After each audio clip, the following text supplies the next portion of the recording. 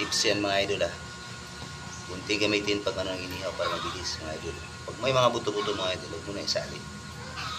Ito yun. Bilis yan idol. Dali lang.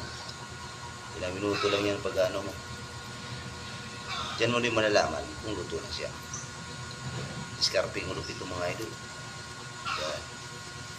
Hugasan nyo rin ang gunting pag gamitin nyo para naman malinis yung gawa nyo. Ito mga idol oh.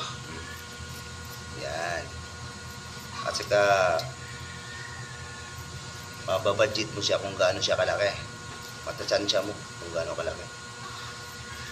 Yes lang idol, diba? At saka pag mag-ihaw kayo mga idol, huwag yung masyadong kapalan. Mag-isa nyo konti para mabilis lang siya ano yun ang gunting. Yan. Diba? Bilis lang mga idol. Kasi pag ano yun hindi siya ano agad. Yan. Diba? Dali lang mga idol.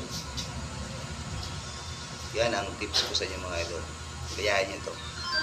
Bilis lang to mga idol. Okay na.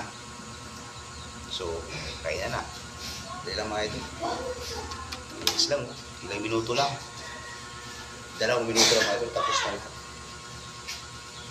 Salamat sa inyong panunood. Mga idol, ito na yung luto natin na inihaw.